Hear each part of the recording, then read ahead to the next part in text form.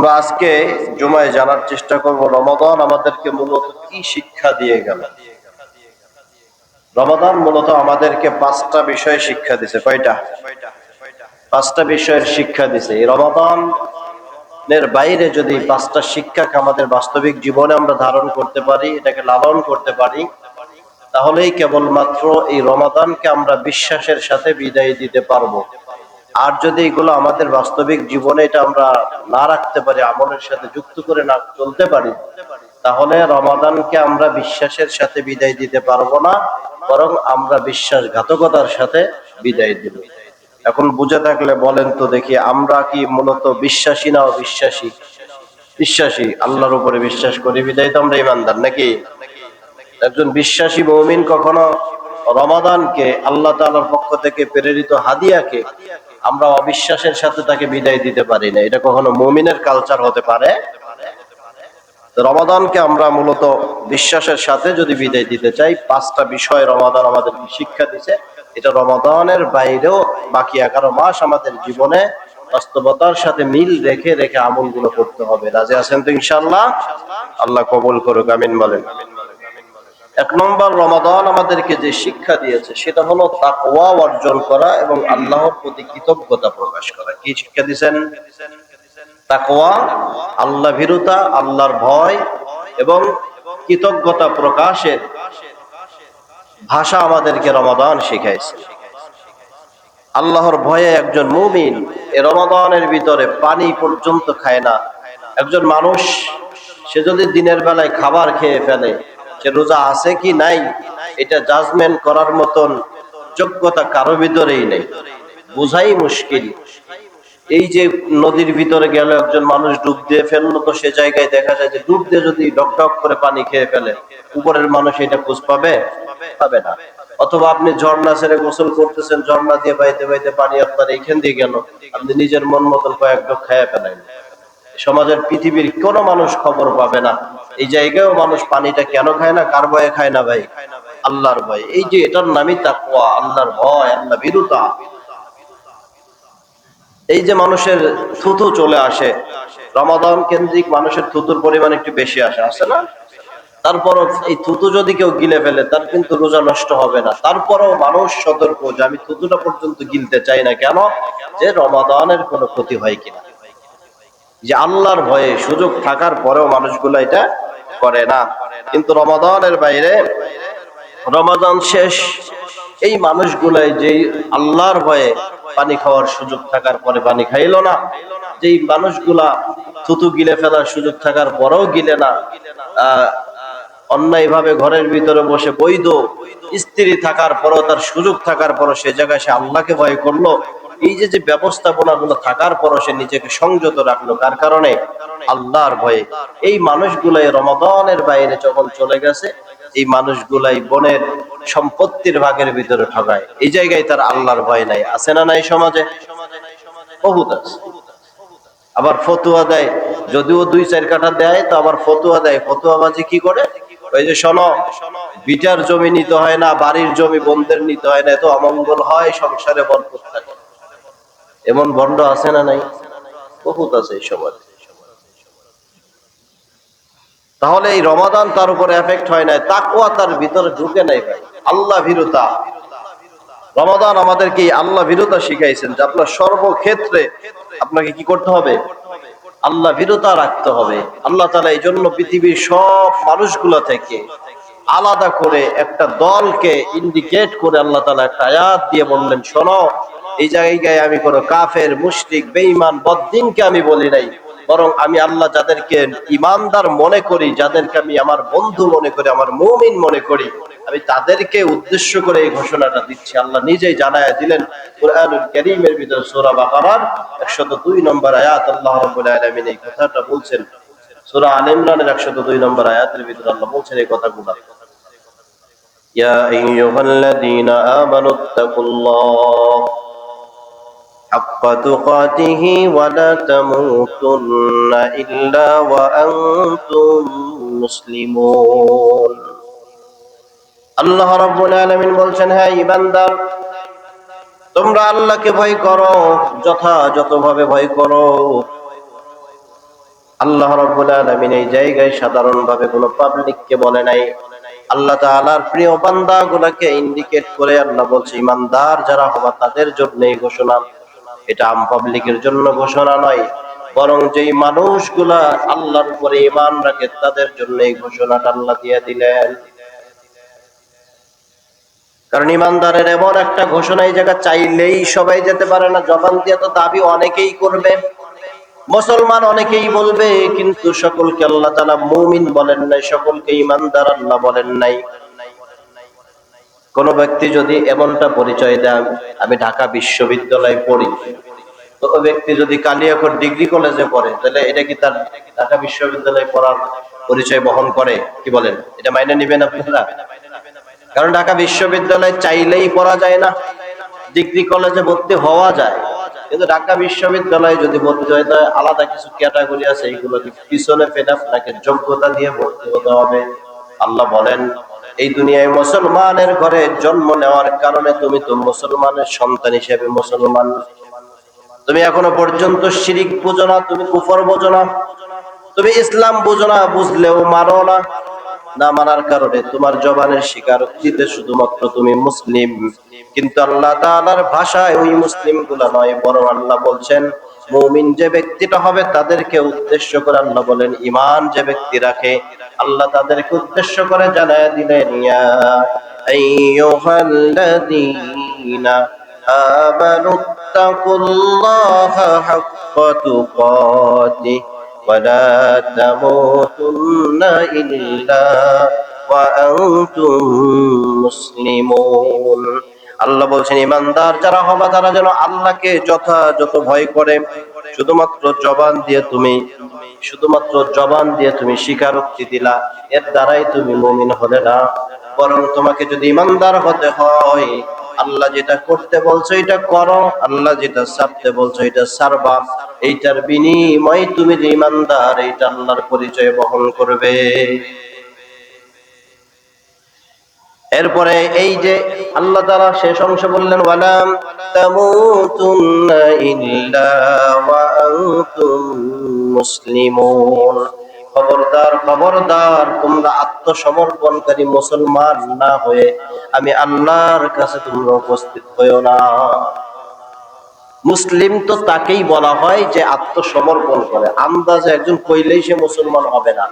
মুসলমানের জীবন নির্দিষ্ট সীমা রেখার ভিতর দিয়েই তাকে চলতে হবে, মন চাইলেই সে যা খুশি তাই করার সুযোগ মুসলমানের জন্য নাই। এজন্যই তো আত্মসমর্পণকারী ব্যক্তিকেই মুসলিম বলা হয়।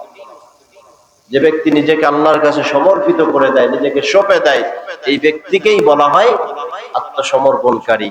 এজন্য দুনিয়ার ভিতরে মানুষের আর একটা বিষয় আমাদের ইসলাম শিখাইছে, এই জায়গায় রমাদান আমাদের আর একটা জিনিস শিখাইছে, সেটা হলো কৃতজ্ঞতা, আল্লাহর ভয় এবং কৃতজ্ঞতার গুণ আমাদেরকে শিখাইছে। কিন্তু আমরা কৃতজ্ঞতা আদৌ আদায় করলাম কিনা? হাদিসের ভিতর আসছে মাল্লাম ইয়াশকুরিল্লাহ ওয়ামাল্লাম ইয়াশকুরিল্লাহ, যে ব্যক্তি তার দুনিয়ার সহপাঠী মানুষের কৃতজ্ঞ হতে পারে না, ওই ব্যক্তি কখনোই আল্লাহর কৃতজ্ঞ হতে পারে না। নাউজুবিল্লাহ বলেন। হিসাব করে দেখেন তো আপনি আমি বান্দা হিসেবে মানুষের কৃতজ্ঞ কিনা। আপনি আমি এই যে অনুভব করি না, আপনার আমার ঘরের দিকে তাকান, এই যে আপনিও রোজা রয়েছেন সাহারি খেয়ে, যেই ডিউরেশনে আপনি রোজা থাকলেন সকাল থেকে সন্ধ্যা পর্যন্ত, আপনার আমার স্ত্রী, আপনার আমার মা, আপনার আমার বোন সেম টাইমে সেম সময় পর্যন্ত সেও রোজা থাকলো, কিন্তু আপনার আমার কাজ কি? কাজ শেষ করে এসে বসে রয়েছি। এই যে সে রোদ থাকুক, বৃষ্টি থাকুক, জ্বর থাকুক, গ্যাস থাকুক আর না থাকুক, সে প্রত্যেক দিন আপনার জন্য সাহারি, ইফতার, খাবার গুলো রেডি করে করে সামনে রাখছে। আপনি কোনোদিন আপনি আমি তাদেরকে কোনোদিন বলতে পারলাম না যে আলহামদুলিল্লাহ তোমার খুশি, আমি খুশি, তোমার কাছে আমি কৃতজ্ঞ যে তুমি আমাকে কষ্ট করে করে রান্না করছি। এরকম বউকে কখনো বলা হয়েছে ভাই জীবনে? আমরা মনে করি এটা আইটেমই এরকম, বিয়ে করতে বলেন নেই, ও কাজ করবে না মানে ফেস দেবে নাকি। মাকে কোনোদিন আমরা বলি নাই ভাই। নবী বলছেন মাল্লাম ইয়াশকুরিন্নাস ওয়ামাল্লাম ইয়াশকুরিল্লাহ, তুমি কৃতজ্ঞ হও বান্দার, তাহলেই তুমি তোমার রবের কৃতজ্ঞ হতে পারবা, তা না হলে তোমার দ্বারা কখনোই আল্লাহর কৃতজ্ঞ বান্দা হওয়া সম্ভব না। আপনি বাসার জন্য বাহির থেকে আসলেন, আসার পরে কলিং বেল চাপ দিছেন, আপনার বাচ্চা এসে দরজাটা খুলে দিছে, আপনি আজ পর্যন্ত কোনোদিন সন্তানটাকে বলছেন বাবা তোমাকে ধন্যবাদ, তুমি দরজাটা খুলে দিছো জন্য তোমাকে ধন্যবাদ? কোনোদিন আপনি বলেন না। আপনি মনে করছেন ও ঘরের ভিতরে আছে, ওর দায়িত্বই এটা খুলে দেবো, কিনে দিবেন আমার না, আপনি তার কাছে কৃতজ্ঞ কোনোদিনও বলেন না। আপনার ফোনটা খুঁজে পাচ্ছেন না, চশমাটা খুঁজে পান না, আপনার চার্জারটা খুঁজে পাচ্ছেন না, সন্তানকে বলছেন, স্ত্রীকে বললেন, সে খুঁজে দিল, আজ পর্যন্ত কোনোদিন তার কাছে কৃতজ্ঞতা প্রকাশ করে আপনি আমি বলি নাই যে আলহামদুলিল্লাহ তোমার প্রতি আমি খুশি, তুমি আমাকে যে সহযোগিতা করছো, আল্লাহ তোমাকে উত্তম প্রতিদান দান করুক। এই জন্য ইসলাম আমাদেরকে সৌন্দর্য শিখাইছে, ইউনিক সৌন্দর্য ইসলাম আমাদেরকে শিখাইছে। কি সৌন্দর্য! আপনি ইসলামের সৌন্দর্য যদি দেখতে যান, আপনি একজন মানুষ, বাচ্চাকে আপনি কি বলবেন, ইসলাম আপনাকে আমাকে শিখাইয়া দিয়েছে। একজন বাচ্চা আপনাকে একটু উপকার করলো, কিছুটা সহযোগিতা করলো, আপনি ওই বাচ্চাটাকে আপনি আপনার জায়গা থেকে তাকে বলেন যে মাশাআল্লাহ, জাযাকাল্লাহ, আল্লাহ তোমাকে উত্তম প্রতিদান দান করুক। এই যে কথাগুলো আপনি বললেন, বাচ্চা আরো উদ্বুদ্ধ হবে। কিন্তু আমরা এই জায়গায় আজ পর্যন্ত কোনোদিন কোনো মানুষের কৃতজ্ঞতা আমরা প্রকাশ করতেই পারি না, ঠিক কিনা জোরে বল। জন্য বান্দা, ইসলাম আমাদেরকে এটা শিখাইছে, আপনাকে কৃতজ্ঞ হতে হবে। তাকওয়ার পাশাপাশি আপনাকে কৃতজ্ঞতার গুণ নিজের ভিতরে ইনস্টল করতে হবে। আল্লাহ তাআলা আমাদেরকে কবুল করেন, সকলে বলেন আল্লাহুম্মা আমিন। আপনি স্ত্রীরা পর্যন্ত, মায়েরা পর্যন্ত স্বামীর প্রতি কৃতজ্ঞ না। বিরাট বড় এক ফর্দ ধরায় দিছে বাজারের, পুরা ঈদের বাজার করে আসছে, আল্লাহর ইচ্ছায় তার নারকেল তেলের বোতল টানতে মনে নাই। দেখবেন যে হাতে একটা একটা করে বাইর করতেছে, দেখতে দেখতে যখন দেখছে নারকেল তেলের বোতলটা নাই, মায়ের রূপ, তার বলার ভঙ্গি চেঞ্জ হয়ে গেছে। সাথে সাথে বলে 22টা বছর তোমার সাথে চলতেছি, সংসার করে করে আমার জীবনটাই শেষ, আমার কোনো মূল্যায়ন নেই তোমার কাছে। সে কৃতজ্ঞ না। অথচ আপনি যে মোটামুটি 60টা লিস্ট দিচ্ছেন, 59টা তো আইনেই দিচ্ছে, আপনি কৃতজ্ঞ হতে পারলেন না। এখন দেন, একটু পরে দিবে। আমাদের ভিতরে কৃতজ্ঞতা বোধের জায়গাটা নাই। আল্লাহ আমাদেরকে তাকওয়ার পাশাপাশি কৃতজ্ঞ বান্দা হওয়ার যে গুণ, এই বিষয়টা রমাদান আমাদেরকে শিক্ষা দিয়েছে, ঠিক কিনা জোরে আওয়াজ করে বলেন। যে আপনার এই আল্লাহ ভীতিটা যেন রমাদানের বাইরেও থাকে। রমাদানে, আমি গত জুমায়ও বলছি আপনাদেরকে, যে রমাদান কেন্দ্রিক আমি নামাজে ছিলাম, রমাদানের বাইরে আমি আবার বেনামাজি হয়ে গেলাম। রমাদান কেন্দ্রিক আমার দাড়িটা একটু লম্বা হয়েছে, আমি রমাদানের চাঁদ রাতে আবার সব কেটে সহজ করে ফেললাম। তো এই রমজান আপনাকে আমাকে কি করে নাই? তাকওয়াওয়ালা বানাই নাই, মুত্তাকি বানাই নাই ভাই। রমাদানের চাহিদা, রমাদান আমাদেরকে মুত্তাকি বানায় দিয়েছে। রমাদানের কারণেই তো, আল্লাহর ভয়েই তো আমি পানি খাইলাম না, আল্লাহর ভয়েই তো আমার জুস খাওয়ার সুযোগ ছিল, আমি খাইলাম না। এই আল্লাহ তাআলা বাকি 11 মাস আপনাকে এই রমাদানের এফেক্ট দিয়ে আপনাকে পরিচালিত করতে চায়। জন্য তাকওয়ার পাশাপাশি কৃতজ্ঞতার গুণটা আমাদেরকে 1 নম্বরে রমাদান থেকে নিতে হবে। রাজি আছেন তো ইনশাআল্লাহ? আল্লাহ কবুল করুক, আমিন বলেন। 2 নম্বর, রমাদান আমাদেরকে যে শিক্ষা দিল, ঐক্য এবং ভ্রাতৃত্বের বন্ধন আমাদেরকে রমাদান শিক্ষা দিয়েছে। কি শিক্ষা দিয়েছে? ঐক্য এবং ভ্রাতৃত্বের বন্ধন আমাদেরকে, সামাজিক সম্প্রীতির সম্পর্ক আমাদেরকে শিক্ষা দিয়েছে রমাদান। কিভাবে বলেন? সবাই একই সময় সাহারির জন্য উঠে, কে কোটিপতি, কে ধনী, কে গরিব, কে মিসকিন, এইটা রমাদান এই জায়গা কোনো বৈষম্য করে নাই। বরং যে কোটিপতি সেও যে টাইমে সাহারি খাবে, একজন ভিখারি যে সেও সেই টাইমে সাহারি খাবে। একজন কোটিপতির জন্য যে ইফতার ডিউরেশন টাইম আছে, একজন ধনী মানুষের জন্য সেম টাইম আল্লাহ তাআলা দিয়া দুনিয়াতে পাঠায় দিয়েছে। সুবহানাল্লাহ পড়েন। এই জায়গায় সম্প্রীতি, এই যে মানুষের ভিতরে সামাজিক বন্ধনের জায়গাটা, ভ্রাতৃত্বের বন্ধনটা আল্লাহ তাআলা কিসের মাধ্যমে শিখাইছে? রমাদানের মাধ্যমে। যে তুমি রমাদানের বাইরেও যেন তোমাদের ভিতরে সামাজিক বন্ধনটা থাকে, সম্প্রীতির সম্পর্কটা থাকে। ইফতারের টাইমে যেমন ধনী গরিব সব একটা টাইমে ইফতার শুরু করে দেয়, একটা টাইমে সাহারি শুরু করে দেয়, ঠিক তেমনি ভাবে রমাদানের বাইরেও যেন তোমার আমলের ভিতরে এমন ব্যবহার তোমার হতে হবে, যে ব্যবহারের মাধ্যমে তুমি সম্প্রীতি, সামাজিক সম্প্রীতির সম্পর্কটা তুমি বাস্তবিত ভাবে পৃথিবীতে বাস্তবায়ন করতে চাও, এটা তোমার দ্বারা বোঝাতে হবে। আল্লাহ আমাদেরকে বোঝার তৌফিক দান করুক, আমিন বলেন। কিন্তু আমাদের সমাজের ভিতরে দেখবেন যে শয়তান আমাদেরকে সবসময় একটা ইনজেকশন পুশ করতে থাকে, যে এই দুনিয়ার ভিতরে সব কিছুর মিল আছে, হুজুরদের ভিতরে মিল নাই। এগুলো শুনছেন না আপনারা? কারা কয় এই কথা? অন্য কেউ কয় না, আমরাই কই, আমরাই বলি। কিন্তু আপনি আমি কি বুঝছে জানি না, বাকি আমার ব্যক্তিগত মতামতে দুনিয়াতে সবচাইতে বেশি মিল যদি কারো থাকে, হুজুরদের ভিতরে আছে। আপনি বুঝে দেখেন, আজ পর্যন্ত কোনদিন কোন হুজুরে বলতে শুনছেন যে নামাজ 6 ওয়াক্ত। কেটা কেটা শুনছেন? আতুজা করেন। কেউ শুনছেন? এ জায়গায় সবাই একমত। আজ পর্যন্ত কোন হুজুর কইছে চাঁদ দেইখা রোজা শুরু করবেন, চাঁদ দেইখা ইফতার করবেন, মানে ঈদ করবেন, এর বাইরে কেউ কইছে যে না চাঁদ না দেইখা ইফতার করা যাবে? কথা কোন হুজুর কইছে? কথা কয় না। কথা বলেন। বলছে এটা? এই জায়গাও সবাই একমত তো নাকি? আজ পর্যন্ত কোন হুজুর কইছে যে টাকা না হইলে তার হজ করতে হবে? বলছেনি? এই জায়গায় একমত। যাকাত দেওয়ার জন্য বছর হতে হবে, সম্পদ এই পরিমাণ থাকতে হবে, এই জায়গায় সবাই একমত। এই জায়গায় কেউ এসে আপনার সাথে বিরোধিতা করে না। রোজার জন্য নির্দিষ্ট মিকদার বলছে তুমি এই টাইম থেকে এই টাইম পর্যন্ত তোমার সিয়াম পালন করতে হবে, এই জায়গায় হুজুরদের কি নাই? কোনো অমিল নাই, আসেনি? তাহলে কিছু ফিকহি মাসালার ভিতরে সামান্যতম মত পার্থক্য থাকতে পারে, জন্য আপনি এই কথা বলতে পারেন না যে হুজুরদের ভিতরে মিল নেই। আপনি দেখেন বেসিক সমস্ত ফরজ ইবাদত গুলোর ক্ষেত্রে সমস্ত ওলামাই কেরাম একমত, ঠিক কিনা? জোরে আওয়াজ করে বলেন। তাহলে আপনি কি এই জায়গায় বলতে পারেন যে হুজুরদের ভিতরে মিল নাই? কিছু মানুষ আছে এদের স্বভাবটাই এমন হয়ে গেছে। একটা গল্প শুনছিলাম যে এক আল্লাহর বান্দা জীবনেও নামাজ পড়ে না, ওর দর্শক হুজুর একদিন কায়দা কইরা আজকে তো নামাজ পড়তেই হবে। ও প্রথম অবস্থায় এই জায়গায় 1 নম্বর চাল দিছে, চাল মানে কূটনৈতিক চাল দিছে, চাল দিয়ে বলতেছে হুজুর আমার কাপড় খারাপ। কি কয়? এবারটা আছে না ভাই, নামাজের কথা কইলে ভাই কি আমার কাপড় খারাপ? হুজুর কইছে কাপড় খারাপ কোনো সমস্যা নাই, তুই মসজিদে চল, আমার রুমের ভিতর আমার স্পেশাল লুঙ্গি আছে, তোর স্পেশাল লুঙ্গি তুই মইটা পরে তুই নামাজ পড়বি। তারপর আজকে সারাসারি নেই। ও চিন্তা করছে এই জায়গা তো পারলাম না হুজুরের লাগে, তাহলে যাইতেই হয়। ও কিছু দূর গেছে, যাইতে যাইতে এবার বলছে হুজুর আসলে মহা মুসিবত আছে, আমি তো সূরা কালাম কিছু জানি টানি না, কি দিয়ে নামাজ পড়ব? হুজুর কইছে তোর সূরা কালামও লাগবে না, তুই খালি সুবহানাল্লাহ আলহামদুলিল্লাহ কবির আল্লাহু আকবার বলবি, সমস্যা নেই, নামাজ হয়ে যাবে, অসুবিধা নেই, চল। এই জায়গাও পারলাম না, কতক্ষণ যাইতে যাইতে যাইতে যাইতে হাতটা জারান দিয়া কইতেছে যে আরে কি এর নামাজ পড়ো, হুজুর ভিতরে মিলই নাই। ওকে আসলে হুজুর মিল নাই এই কারণে নামাজ পড়ে না, শয়তানে ধরছে। কথা বল, কিসে ধরছে? শয়তানে ধরছে। বেসিক জায়গায় কোনো পার্থক্য নাই। সামাজিক যে বন্ধন, আপনাদের সম্প্রীতির সম্পর্ক, এই জায়গায় সবাই এক, এই জায়গায় কোনো পার্থক্য নাই। কেউ কোনোদিন আপনাকে বলবে না যে যেহেতু আগামী শুক্রবারে বৃষ্টি হওয়ার একটা পূর্বাভাস আছে, তাহলে শুক্রবারে জুমার নামাজ না পড়া আজকে যেহেতু বুধবার মোটামুটি আবহাওয়া আমাদের অনুকূলে আছে, আজকে জুমার নামাজটা পড়ে ফেলায়। আজ পর্যন্ত কোনো হুজুর এটা বলতে শুনছেন? এই জায়গাও সবাই একমত, জ্বর হোক আর বৃষ্টি হোক জুমা পড়তে হবে কিবারে? শুক্রবারে। তাহলে বেসিক জিনিসে কোনো মত পার্থক্য নাই। কিছু ফিকহি মাসালায় টুকটাক পার্থক্য আছে, এজন্য তুমি এগুলাকে ইস্যু বানায়া বানায়া তুমি সামনে এসা মানুষের সম্প্রীতি থেকে দূরে সরে যেতে চাও। এটা মূলত শয়তান সারাক্ষণ ইনজেকশন পুশ করতে চায়।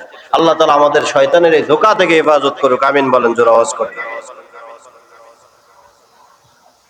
পাশাপাশি এই রমাদান আমাদেরকে যেটা শিখাইছে সম্প্রীতি, সামাজিক সম্প্রীতি, সামাজিক বৈষম্যতা দূর করতে চাইছে। এজন্যই আল্লাহ তাআলা ফিতরার আমল দিয়েছে, সাদাকাতুল ফিতরার আমল দিয়েছে। সাদকাতুল ফিতরা কখন আদায় করতে হয়? বলে যে তুমি ঈদের মাঠে যাওয়ার আগে তুমি এটা আদায় করবা। কেন করবা? তোমার বাড়িতে 5 আইটেমের খাবার তুমি জোগাড় করতে পারছো। সমাজে এমন অনেক সুবিধা বঞ্চিত মানুষ আছে, যেই মানুষগুলো যেন কমপক্ষে তার ভাত আর তরকারির ব্যবস্থাটা করতে পারে।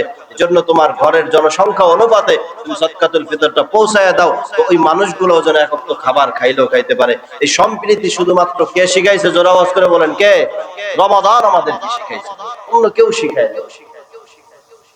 এজন্য আল্লাহ রাব্বুল আলামিন আমাদেরকে এই ব্যাপারটাও নির্দেশনা দিয়েছে যে তোমরা এই যে ঐক্যটা, সম্প্রীতিটা এটা নষ্ট করো না, সামাজিক সম্প্রীতিটা তোমরা নিজেদের ভিতরে বজায় রাখো।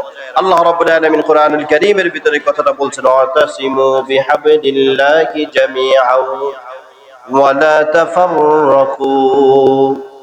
আল্লাহ রাব্বুল আলামিন বলছে শোনো, তোমরা তোমাদের ভিতরে সম্প্রীতি বজায় রাখো, আল্লাহ তাআলার রজ্জুটাকে শক্ত করে ধরো।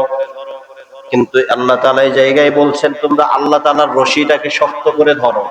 কিন্তু আমরা এই জায়গায় এটার তরজমা বানায় নিছি, নিজের দলটাকে শক্ত করে ধরো, নিজের জামাতটাকে শক্ত করে ধরো। না না, এই জায়গায় আমলিগ বিএনপির জামাতের কথা কয় না, হেফাজতের কথা বলেন না। আল্লাহ বলছেন তোমার রবের রুজ্জটাকে শক্ত করে ধরো।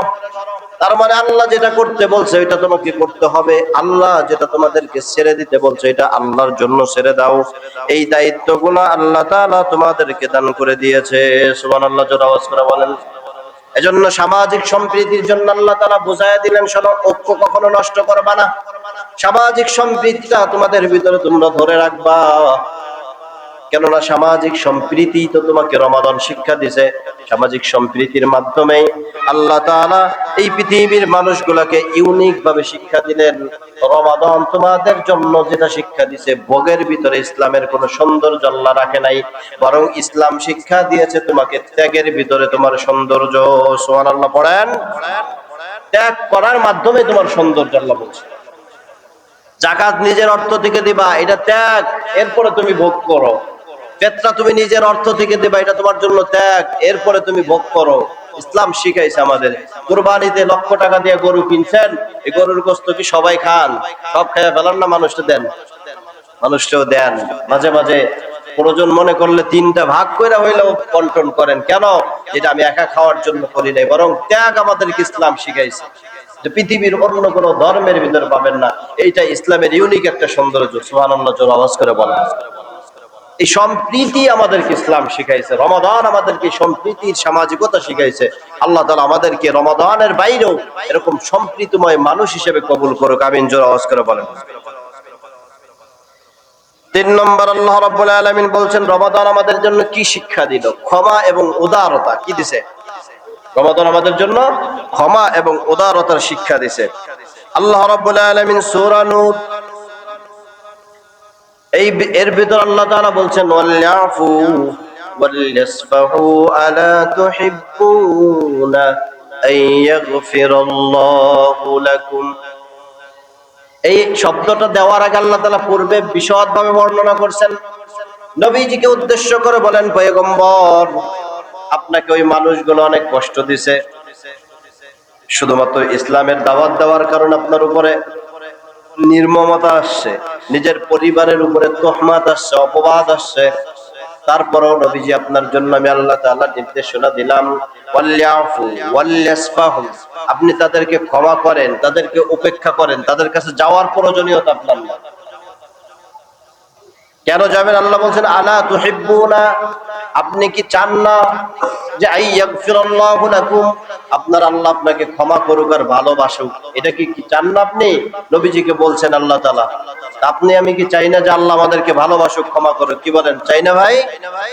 নবীজিও সেম জিনিসটা চাইছেন, বিদায় আল্লাহ তাআলা স্মরণ করায় দিয়ে নবীরে কয়, নবী, কষ্ট তো তারা আপনাকে দিছে, আপনার স্ত্রীর উপরে অপবাদ তারা দিছে, এটা ঠিকই আছে, এরপর আপনাকে যেটা করেন নাই সে কারণেও কষ্ট দিছে।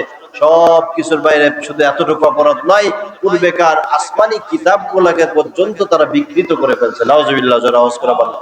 এই যে অপরাধগুলো তারা করছে, তারপরেও যদি তারা আপনার কাছে ক্ষমা চায়, আপনি তাদেরকে ক্ষমা করেন। ওয়ালয়াসফাহু, আপনি তাদেরকে উপেক্ষা করেন, প্রয়োজন বোধে তাদের কাছে যেন না, আপনি ওই জায়গা থেকে দূরে সরে যান।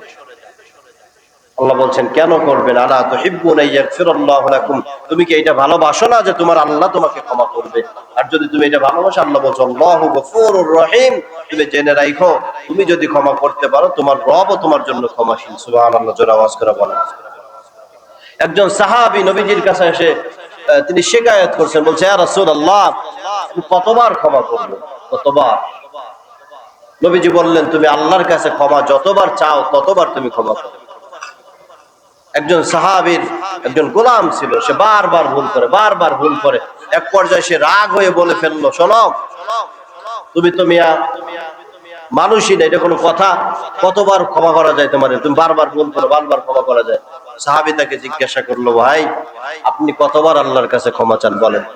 সাহাবী অবাক হয়ে গেছে, প্রশ্ন শুনে বললো যে আমি তো আল্লাহর কাছে বারবার ক্ষমা চাই, তা আল্লাহর কাছে যদি বারবার ক্ষমা পাওয়ার আশা তুমি রাখো, আমিও তো আল্লাহর কাছে বারবার ক্ষমা পাওয়ার আশা রাখি, আপনার কাছেও চাই। সুবহানাল্লাহ, জোরে আওয়াজ করে সাহাবী বললেন যে তোমাকে আমি বারবার ক্ষমা করতে চাই। সুবহানাল্লাহ, এটা সাহাবীদের চরিত্রের ভিতরে ঢুকে গেছে।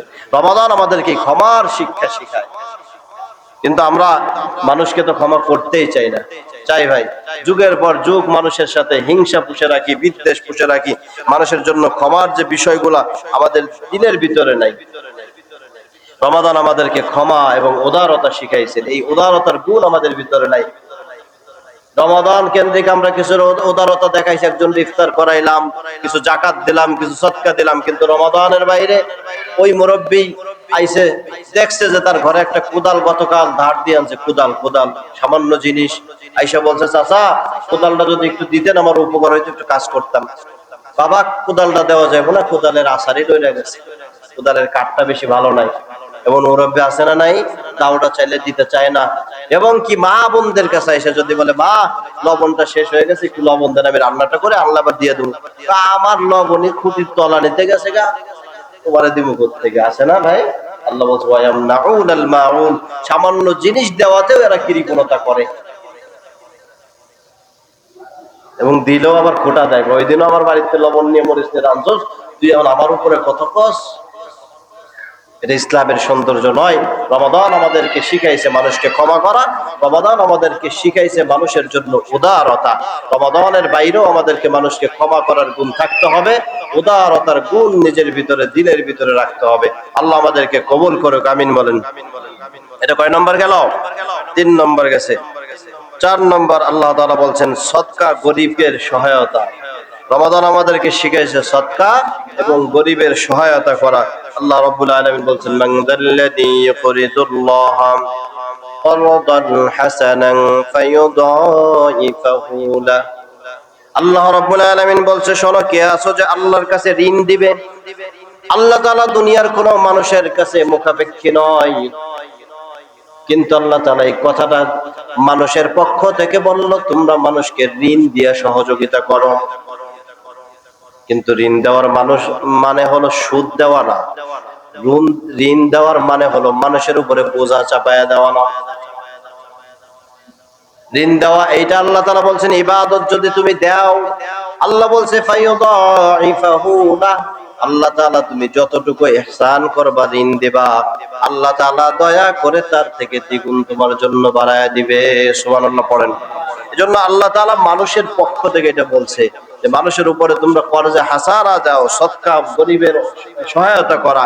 একজন মানুষের খবর আপনি জানেন যে তার মেয়েটা বিবাহ দিতে পারতেছে না, অথবা একজনের কাছে কিছু টাকা আপনি এমন পান, চাইতে চাইতে আপনিও ক্লান্ত, ওই মানুষটাও না দিতে দিতে ক্লান্ত, কিন্তু তার ইচ্ছা আছে, সৎ ইচ্ছা আছে। আবার এই কথা বললে অনেকে ভাবতে পারে যে সুবহানাল্লাহ হুজুর যে ফতোয়া দিছে তাহলে জীবনে টাকা দেয়া লাগবে না।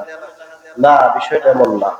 আমরা তো মূলত ঋণ নেওয়ার সময় এই টার্গেট করে নেই যে জীবনে ফেরত দিব। আছে না এইগুলো ভাই সমাজে? যার পরমান এই সমাজের প্রত্যেকটা মন্ত্রী নেতার আপনি জীবনে আর ইতিহাস দেখেন, সবগুলো বড় বড় ঋণ খিলাপি। ভুল বললাম না সঠিক বললাম? যারা আওয়াজ করে করেন, তারা নেওয়ার সময় নিয়ত করে নিয়েছে জীবন আর ফেরত দিব না। কয়দিন পরে নিজে একটা ফ্যাক্টরির কোনো আগুন ধরাই দিয়ে সব পুড়ে গেছে, মাফ। ঋণ খেলাপি সমাজে আছে না নাই? একেবারে উপর থেকে শুরু করে নিচ পর্যন্ত প্রায় বিল্ডিং এর বাইরে দেখবেন যে লেখা থাকে এই সম্পত্তি, এই ব্যাংকটা বা এই বাড়িটা অমুক ব্যাংকের কাছে কি আছে, দায়বদ্ধ। উনি একতলা করছে নিজের টাকায়, বাকি 6 তলা করছে কার টাকায়? ব্যাংকের টাকায়, জনগণের টাকায়। উনি ফেরত দেওয়ার নামে খবর নাই, ও নিয়তই করছে পারলে তুই ব্যাংকে নিয়ে যা। আছে না ভাই এগুলো সমাজে? না, এটা সিস্টেম না, আপনাকে দিতে হবে, ফেরত দিতে হবে। এই কারণেই সমাজ থেকে কর্জে হাসানার বিধান উঠে যাচ্ছে। কর্জে হাসানার ইসলামের সৌন্দর্য আমাদের সামনে আছে ভাই। আপনি কাউকে কর্জে হাসানা দিবেন, আপনি তারে বলতে পারেন যে তোমার যেহেতু টাকা দরকার, তোমার স্ত্রীর গয়নাগুলো আমার কাছে রেখে যাও জামানত, আমি ব্যবহার করবো না, ঘরে এটা আমানত হিসেবে থাকবে, টাকা দিয়ে আবার নিয়ে যাবে। এটা ইসলামের সৌন্দর্য শিখাইছে। আপনি বন্ধু চাইছে দিয়ে দিলাম, অসুবিধা নেই, দিয়ে দিয়েছেন, 3 দিন পরে বন্ধু আর বন্ধু থাকবেন, ওই বন্ধুই ছুরি ধরবে আপনার গলায়, ঠিক কেনা? জোরে আওয়াজ করে বলেন। এই জন্য ইসলামের সৌন্দর্য আপনাকে রাখতে হবে। ইসলাম যে সৌন্দর্য শিখাইছে এইটা মেনে যদি কেউ বন্ধুত্ব রাখতে চায় রাখুক, না রাখলে নাই, অসুবিধা কি? যদি স্বর্ণ তার কাছে চাইলে অথবা তার কাছ থেকে তার জমির দলিলটা জামানত চাইছেন, আপনি আপনার কাছে দিতে রাজি না, দরকার না এরকম বন্ধুত্বের, আবার অসুবিধা কি? ইসলামের সৌন্দর্য আপনাকে শিখাইছে। আপনার তৌফিক আছে, আপনি তাকে লাখ টাকা দিয়ে উপকার করেন, সমস্যা নাই, কিন্তু লাখ টাকার সেফটি হিসেবে আপনি তার কাছ থেকেও কিছু রেখে দেন, এটা রেখে দাও, তুমি যখন ফেরত দেবা এরপরে নিয়ে যাবা। ইসলাম আপনাকে ঠকানোর ইসলাম শিখায় না। ইসলাম আপনাকে আমাকে শিখাইছে যে দুইজনের ভিতরে সম্প্রীতির সম্পর্ক হয়, আর এই বিষয়টা শিখাইছে আমাদেরকে কে? রমাদান এই জিনিসটা শিখাই গেছেন। আল্লাহ তাআলা আমাদেরকে আমল করার মতন তৌফিক দান করুক, আমিন বলেন। এটা কি শুধু রমাদান কেন্দ্রিক আমল না, রমাদানের বাইরেও করবেন। গরিবের সহায়তা রমাদানের বাইরেও করা, এটা আমাদেরকে ইসলাম আমাদেরকে শিখাইছে, রমাদান আমাদেরকে শিখাইছে। আল্লাহ তাআলা আমাদেরকে বাস্তবিক জীবনে ধারণ করার তৌফিক দান করুক, আমিন বলেন। 5 নম্বর, আল্লাহ রাব্বুল আলামিন বলছেন তুমি শুধু আনন্দ করবে এরকম নয়, রমাদান আমাদের শিখাইছে আনন্দের ভিতরেও তোমাকে সংযমী হতে হবে। ইফতারির টাইমে তুমি চিল্লা পাল্লা হই হুল্লোড় করতে পারবে না। এরপরে এই যে যখন এটা তোমার পরিপূর্ণ হয়ে যাবে, আল্লাহ তাআলা বলছে ওয়ালি তুকমিলুল ইদ্দাতা ওয়ালি তুকাব্বিরুল্লাহ আলা মা হাদাকুম, যখন তুমি এটাকে পরিপূর্ণ করে ফেলবে তুমি কি করবা? জোরে জোরে আল্লাহ তাআলার তাকবীর দাও, এটা তোমার জন্য দায়িত্ব বানায় দিয়েছে। সুবহানাল্লাহ, জোরে আওয়াজ করে বলেন। এই তাকবীরের আমল আজকে এই যে চাঁদ উঠবে, চাঁদ তো দেখার সম্ভাবনা খুব কম মনে হচ্ছে। তারপর আমরা যেহেতু অটো পাসের মিস্ত্রি, এই হিসেবে গতকাল সৌদিতে ঈদ, এই হিসেবে আমাদের দেশে ঈদ আগামীকাল নাকি অটো পাস, সেই হিসেবে সন্ধ্যার পর থেকে আমরা তাকবীরের আমল গুলো করবো। রাজি আছেন তো ইনশাআল্লাহ? আর একদল তাকবীর দেবে উল্টো ভাবে। কি তাকবীর? সারা মাস বক্স বাজাইতে পারি নাই, কালকে গেছিলাম বাজারে তারাবির পড়া, ওইখান থেকে আসার সময় দেখলাম ব্রিজের গোড়ায় যে কটা চায়ের দোকান আছে আল্লাহ রহমান সবগুলাই চলতেছে উদাম নৃত্য। নাউজুবিল্লাহ, জোরে আওয়াজ করে বলেন। এটাই কি রমাদান আমাদের শিক্ষা দিছে ভাই? এই সংযমে আমাকে বানালো। রমাদানের ভিতরে শুরু হয়ে গেছে, ও তো মোটামুটি নিয়ত করে ফেলাইছে যে আজকে সকাল থেকে শুরু করতে পারলে ভালো হতো। রাত কামরায় কোনো মতে খালি মাগরিবের আজানটার দিক, আজানের দোয়া করবো আজকে গান দিয়ে। আছে না না এগুলো কপাল করা পান? আর যুবকদের তো ইতিমধ্যে টাকা উঠানো কমপ্লিট, বক্স অর্ডার দেওয়া সারা, খালি আজানটা দিক এরপরে মোটামুটি এলাকায় করে আর ঘুমাইতে দেব না। এমন গজব আছে না নাই? জোরে আওয়াজ করে কোন। তরুণ ভাই, আপনাকে রমাদান সংযমী হতে শিখাইছে, আপনাকে সংযমী হতে হবে। আনন্দেরও মাপকাঠি আপনার আমার জন্য আল্লাহ রাখছেন। আপনি চাইলেই অতিরিক্ত আনন্দ আপনি করতে পারবেন না, চাইলেই আপনি কম করবেন এরকমও না। আপনার জন্য ইসলাম নীতিমালা দিয়েছে কিভাবে আনন্দগুলো করবেন। আল্লাহ তাআলা বলছেন কুল বিফাদলিল্লাহি ওয়া বিরহমাতিহি ফাবিযালিকা ফালইফরাহু, তোমার রব যে তোমার উপর অনুগ্রহ করছে এই কারণে তুমি আনন্দ প্রকাশ করো। এই আয়াতের ব্যাখ্যা করতে যায় মুফাসসিররা মূলত ঈদের আনন্দের কথাই বলেন। ঈদের আনন্দের জন্য কিছু সৌন্দর্য নবীজি বর্ণনা করছেন। এই বিষয়টা ভাই গভীর মনোযোগে একটু শুনেন, যারা মুরব্বীরাও আছেন আপনারা শুনেন ভালোভাবে। একটা বিষয় সেটা হলো যে আজকে সমাজ থেকে যে বিষয়টা, একটা জিনিস আপনাদের কাছে মাসালা জিজ্ঞাসা করি, আমাদের মসজিদে নামাজ পড়লে যে সওয়াব, মসজিদে নববীতে নামাজ পড়লে কি সেম সওয়াব না পার্থক্য আছে? কতটুকু? এই জায়গা পড়লে 1 গুণ, মসজিদে নববীতে পড়লে হাদিসের ভিতর বলছে 50,000 গুণ সওয়াব আল্লাহ দান করে দেয়। সুবহানাল্লাহ, জোরে আওয়াজ করে বলেন। বুঝেন ভালো করে। এই জায়গা পড়লে 1 গুণ, বাইতুল্লাহ যদি পড়া হয় কয় গুণ? 1,00,000 গুণ সব আল্লাহ তাআলা আমলনামায় দান করে দেয়। সুবহানাল্লাহ, জোরে আওয়াজ করে। এই হাদিসটা যিনি বর্ণনা করছেন তিনি কে? নবীজি। তিনি কে? ভালো করে বুঝেন ভাই। হাদিস বর্ণনা যিনি করছেন তিনি কে? নবীর থেকেই তো আমরা এই ফজিলতের মাসালা পাইলাম, নাকি আরেক জায়গা থেকে পাইছি? নবীজি কি জানতেন কিনা যে মসজিদে নববীতে পড়লে 50,000, বাইতুল্লাহ পড়লে 1,00,000? এই হাদিস নবীজি জানতেন কিনা? কথা বলেন ভাই। জানতো না? জানার পরেও আল্লাহর নবী সাল্লাল্লাহু আলাইহি সাল্লাম ঈদের নামাজটা মসজিদে গামামা বর্তমান যেখানে অবস্থিত ওই জায়গায় খোলা ময়দানে নবীজি ঈদের নামাজের জামাত আদায় করতেন। যেই নবীজি আপনাকে আমাকে নামাজের এত ফজিলত বর্ণনা করলো, ওই নবীজি মসজিদে নববীতে পড়লে 50, বাইতুল্লাহ পড়লে 1,00,000, এই মাসআলা নবীজি জানার পরেও নবীজি বাইতুল্লাহ থেকে জনগণকে বের করে চলে গেল মসজিদে গামামার খোলা ময়দানে। নবীজি মসজিদে নববী থেকে বের করে নিয়ে গেল খোলা ময়দানে।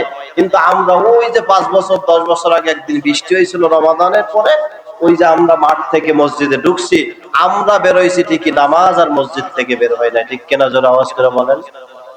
আল্লাহর নবী তো এটা জানতেন যে যদি মসজিদে নববীতে একবার নামাজ পড়ে ফেলি তাহলে 50,000 বার ঈদের নামাজ পড়ার সব আমার আমলনামায় যোগ হয়ে যাবে।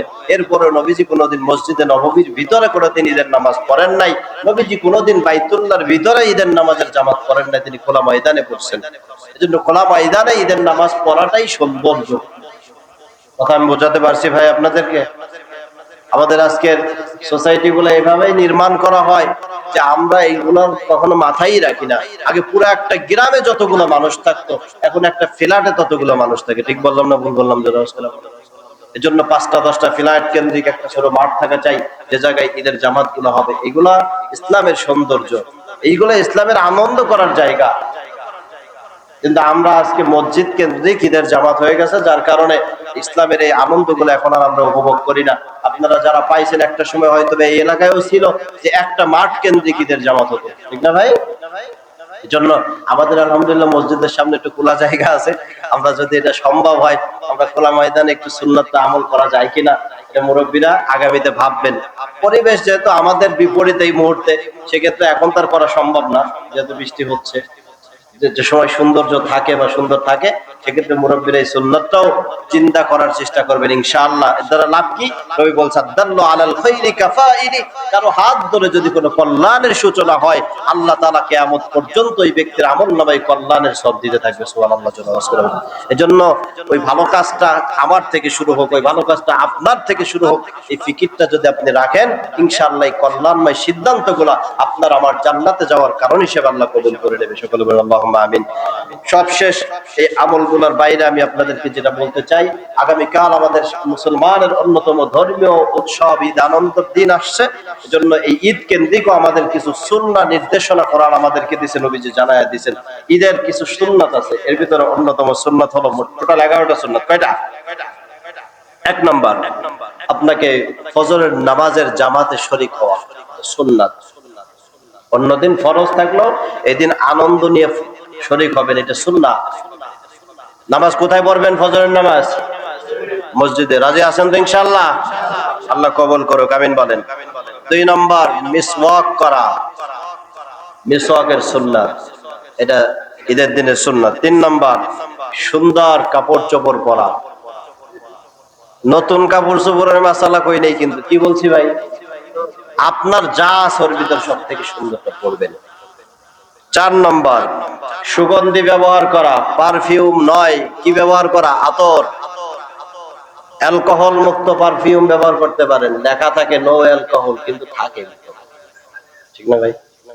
আতর ব্যবহার করবেন। 5 নম্বর, কিছু খেয়ে যাওয়া। কি করা? আল্লাহর নবী খেজুর খায়া যাইতেন, আমরা পারলে খেজুর খাবো। সবার বাসায় হয়তো বা আছে এখনো পর্যন্ত, আলহামদুলিল্লাহ, আছে না? সকালবেলা 2টা-4টা খেজুর, একটু সিমাই, একটু পায়েস খেয়ে তারপর আসবেন। কেন আসবেন? যে আল্লাহ আমাকে এতদিন খাওয়ার জায়গা থেকে আটকায়া রাখছিল, আল্লাহর জন্য আমি সংযত ছিলাম। ওই আল্লাহ আমাকে সুযোগ করে দিয়েছে, এই কৃতজ্ঞতা প্রকাশের জন্য সামান্য হলেও খেয়ে তারপরে ময়দানে আসবেন। রাজি আছেন তো ইনশাআল্লাহ? আল্লাহ কবুল করুক, আমিন বলেন। এরপরে 6 নম্বর, সদকাতুল ফিতর আদায় করে আসতে হবে। মাঠে এসে আদায় করলে ওটা সদকাতুল ফিতর হবে না, ওটা নরমাল সদকা হবে। রাজি আছেন তো ইনশাআল্লাহ? 7 নম্বর, তাকবীর বলা, তাকবীর বলতে বলতে আসা। আল্লাহু আকবার, আল্লাহু আকবার, লা ইলাহা ইল্লাল্লাহ, আল্লাহু আকবার, আল্লাহু আকবার, ওয়ালিল্লাহিল হামদ। এই তাকবীরগুলো বলতে বলতে আসা। আমরা আসি ইফতিজিং এর আলাপ করতে করতে, তাকবীর বলতে বলতে আসবো। রাজি আছেন তো ইনশাআল্লাহ? এরপর 8 নম্বর, 2টা পথ ব্যবহার করা।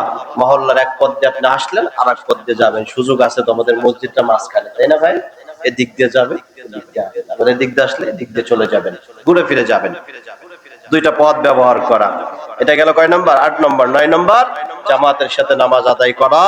10 নম্বর, না এটা হলো 11 নম্বর, তাই না? 11 নম্বর, শুভেচ্ছা জানানো, একজন আরেকজনকে শুভেচ্ছা জানানো। তাকাব্বালাল্লাহু মিন্না ওয়া মিনকুম, আল্লাহ তোমার আমলও কবুল করুক, আমার আমলও কবুল করুক। এইভাবে একজন আরেকজনকে কি করা? উৎসর্গ করা, শুভেচ্ছা বিনিময় করা। এই যে সুন্নাহগুলো আছে, আল্লাহ তাআলা আমাদেরকে আমল করার তৌফিক দান করুন। সকলে বলেন আল্লাহুম্মা আমিন।